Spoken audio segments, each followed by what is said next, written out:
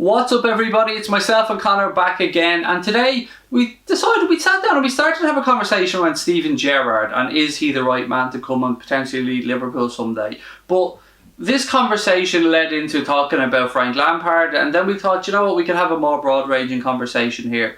I must say, Conor, you're looking very dapper at the minute there. You're looking a bit Simon Mignolet-esque. This lovely shirt sent to us by jerseyfifa.com. Very, very nice, very good quality. I believe there will be a link in the description as well. I think if anybody wants to. They sent me one as well, but I'm a little bit too fat, as you can see, to fit into it. But I have really nice jerseys, so massive shout out again to jerseyfifa.com. Do check them out. Link in the description below. Let's get back to the conversation, mate. We were talking about, I said we started about Steven Gerrard, but then we start going through Frank Lampard, we start talking about Solskjaer, and then you gave me a prime example of a player that has come back to a club and made a massive success, and that's Zinedine Zidane.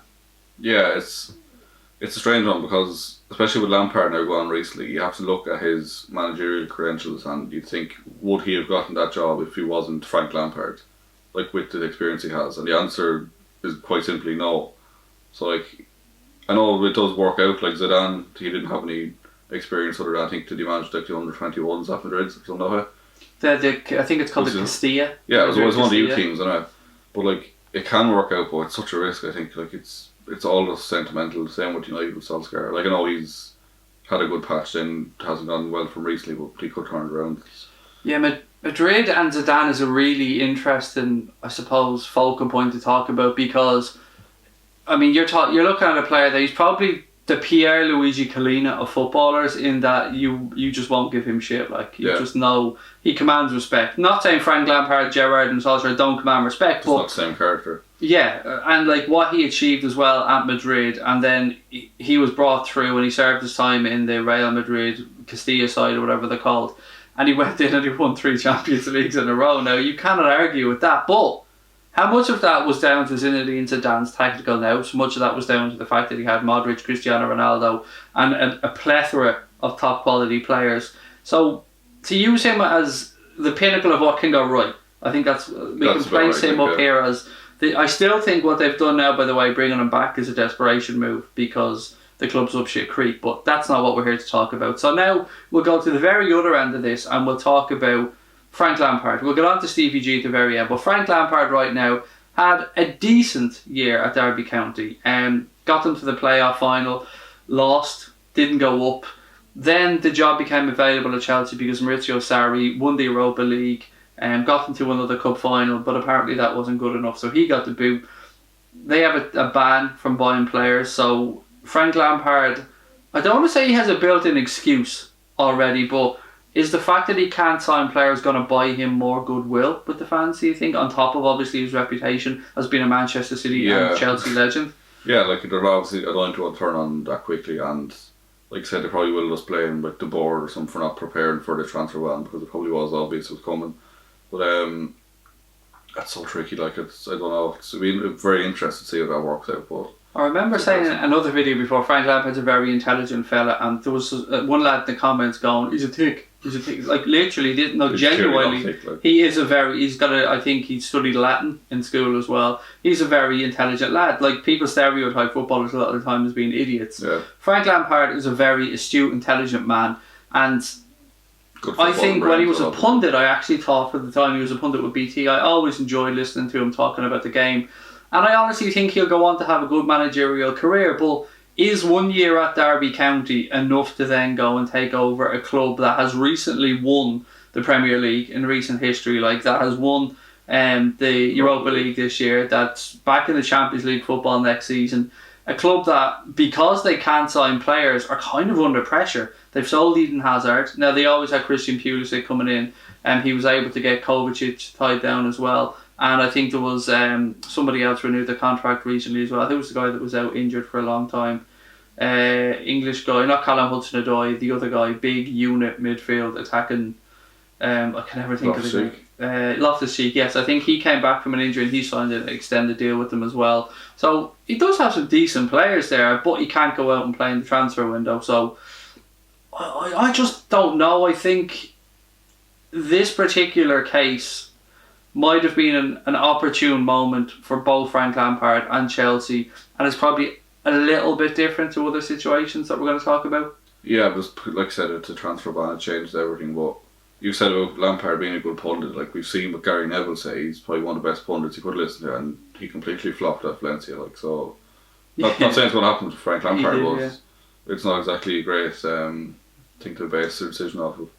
There's no guarantees. Now, there's never any guarantees with specific managers, but there's no guarantee that Frank, like, I suppose the argument is he knows the club, he knows the fans, he knows the ethos of the club, he knows how things work on a day-to-day basis. He knows he's a winner as well. Like, that, we have to put that out there. He's a winner. He won an awful lot during his career, and probably one of the top 10 midfielders of his generation. Maybe I'm probably being a bit harsh on him, though. I've always liked Frank Lampard as a footballer. Never seen a human being score more deflected goals in my life, but that's still great. Still, from midfielder, he put in some numbers. I'll give him that one. But does any of that translate automatically to being a manager? Like, has he done enough at Derby County? Not necessarily, because, like, even with ex-players, like, I know most managers are ex-players, but most of them never really were at the very top. Like, look at, say, like, even Klopp, for say, like, he never really played above, like, the bottom of the German league, and he's top manager. I'm not sure more. Did Pep, was he a big player? Pep played Barcelona and won the European Cup. Okay, Barcelona, I think. But, like, even to think, like, Jose Mourinho, he was never, like, a massive player, and like none. Wenger, another example. Yeah, there's no correlation between being a good player and being a good manager, really. Like, no, that is true. But, like, I will say, like, Lampard obviously does have a good footballing brain, so there's no reason why he couldn't be a good manager. Yeah, and he will, I'm sure, obviously he's taken his badges, he will know coaching methods from when he was there. He knows the league as well, which is important. It is important to say that he knows the league, and I'm genuinely intrigued to see how Frank Lampard gets on, and I won't rush to judgment on this one, because I believe, like any other manager, he deserves time to shape his squad and to see. Now, let's move on to Manchester United and Ole Gunnar Solskjaer. A man who came in and got what's called, I suppose, the new managerial bounce when he came in. He got results.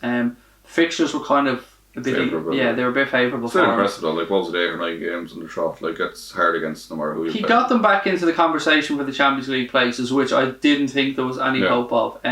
He got them through they knocked out PSG in the Champions League.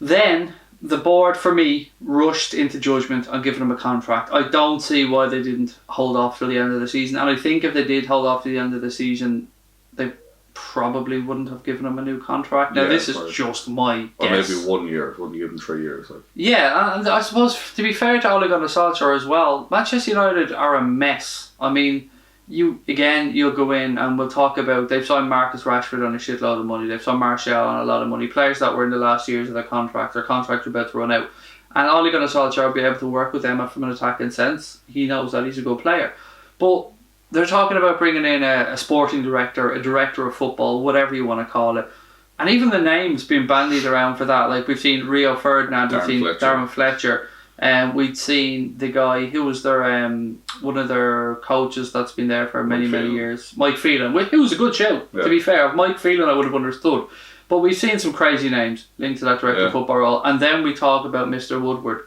who doesn't seem to know what the hell the club's transfer strategy is. I've seen recently, I can't remember who said it, but they basically said, like, the people running Man United know one thing, and that's making money. They don't know football. They're a behemoth when it comes to making money. They've done that better than any other Premier League club. Even with Ole, like, I think, although we always take the piss, but I think he does get treated a bit harshly, I think, because he, like I said, he got him back into contention for the top 4 at least. And, like, even that looked a stretch when he came in. Like, and like I said, the whole club was a fucking mess. But there was a huge drop off then. Like, from the bounce that he got when he came in, there was a massive drop off then. I mean, yes, you have to put it down to some of the players as well. Players just weren't simply performing there. Pogba had a hit and miss season. I don't think there's many United fans that actually care if he goes, as long as the club get a decent amount from him. Their defence is a shambles, and Solskjaer didn't really have much to work with. I can't remember when he came in. Did he have any transfer window, or did he come in? I can't honestly remember when he came in. For me, this is one that I look at and I just think it's a mistake. And he has managed Cardiff and they went down. Yeah. He went and managed Molde in his native Norway, and look, everyone needs to cut their teeth somewhere. I'm not going to knock the guy for that one.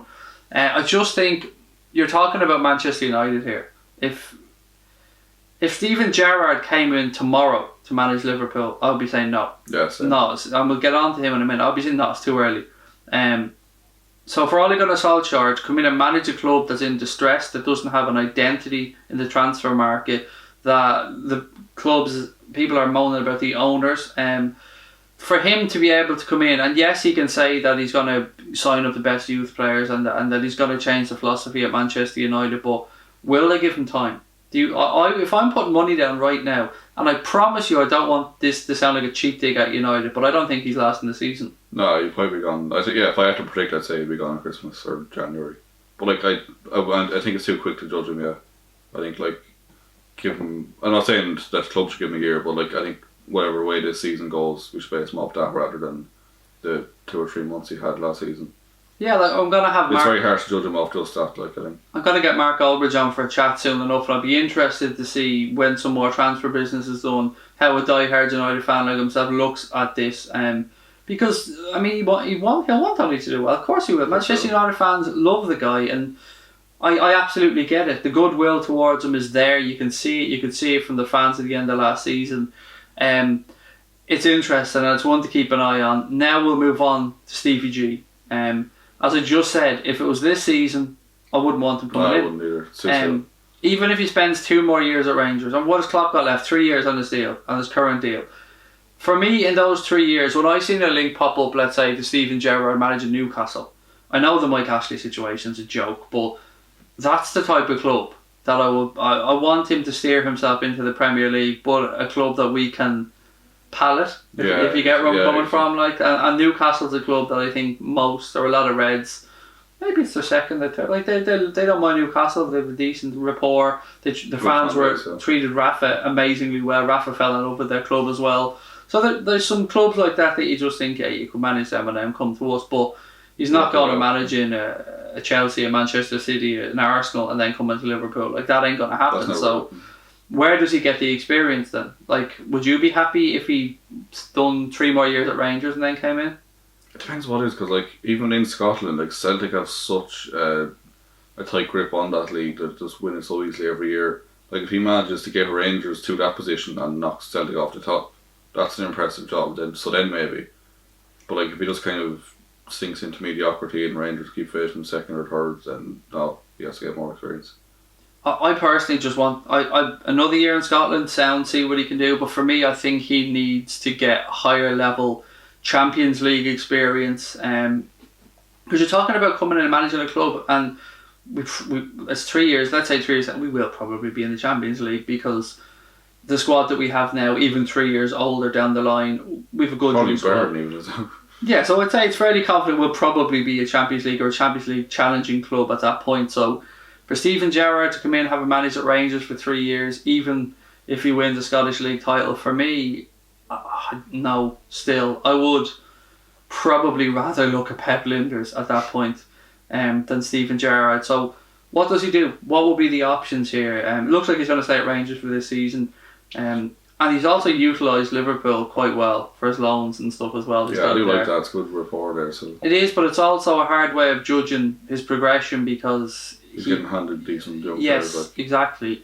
Which I suppose, look, every manager will do. They'll use their contacts. That's part of the game.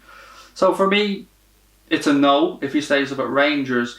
I would like to see him go to a Newcastle or something like that. Championship, again, it's a no because I want him to have... What about Championship then to another team again though? Yeah, I mean, ideally for me, we're not having this conversation for another 5 or 6 years. I want Jurgen Klopp to sign that extension, and I believe Jurgen Klopp's building something really, really special here. And we're all sentimental, I think, as football fans, and we all grew up idolising Steven Gerrard, and the man does epitomise the club, and the man is a winner. And very much like Frank Lampard, he's one of the best midfielders of his generation. The whole thing for me leads back, Conor, to how much sway do we put in former players and their positions at clubs? How much should we be using nostalgia to bring these guys in? And how much should their knowledge of a club override the common sense of achievements of other managers or of young up-and-coming managers? No, I don't think nostalgia should have any effect on the decision, really. Football, I know it's harsh to say, but it's a business. It's about results. Nostalgia is just pleasing fans for a short time, and then, with Ollie, I know it's a bit soon to judge him, obviously, but the fact that I just turned to shit then, Like that was a decision purely made just to please the fans because they liked him, but it's not going to be good long term. Knowing like the history of the club and like the values and the fans, I think that is kind of important. But it shouldn't be based solely off that. Like if Gerrard is a 7 out of 10 manager and then he knows the club as well brilliantly, and if there's an 8 out of 10 manager available either, I think Gerrard is the better option in that sense. Like let's look at Gerrard as an example and say, right, Steven Gerrard right now, if he's managed Liverpool this season, is he a big draw? Like, we know who Steven Gerrard is, but as a 16, 17-year-old kid, will he have grown up seeing Steven Gerrard playing, or will he have missed, like, will Gerrard be just, oh yeah, I know of Steven Gerrard, I know he's a club legend at Liverpool, but will he have a draw? Will they go, oh well, he's going to be able to bring me through, or he's going to be able to develop me and turn me into the player that I want to be? I don't think any manager, just an ex-player, would have. Like, I don't think Lampard would have that pull either. Like, even Zidane. Like, Zidane probably would know after players seeing what he achieved as a manager. But like, if he'd just been given that job and hadn't played a single game, I don't think people would be like, oh, I want to play for Zidane. But like, now they do after he wins stuff. If that makes sense. Yeah, I suppose sometimes as well a point in a former player can placate fans, and we have to be cynical and sometimes look at owners of clubs and think that sometimes for them it's just keep these fuckers happy and keep the money ticking in, and as long as things are alright, we'll all be happy. And Chelsea is an example, are a club who've had success chopping and changing. I don't think it's the right strategy personally. I love what we're doing with Klopp.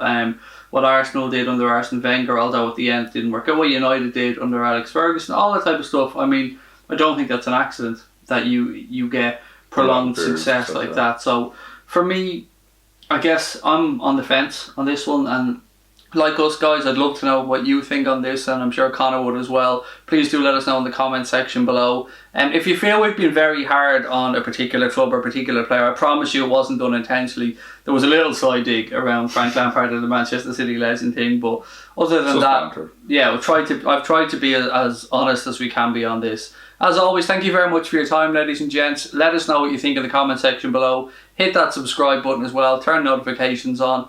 I've been Conor. He's been Craig. This has been 60. Up to motherfucking Reds. Well, you, Conor, and Craig. What? Did I swap it?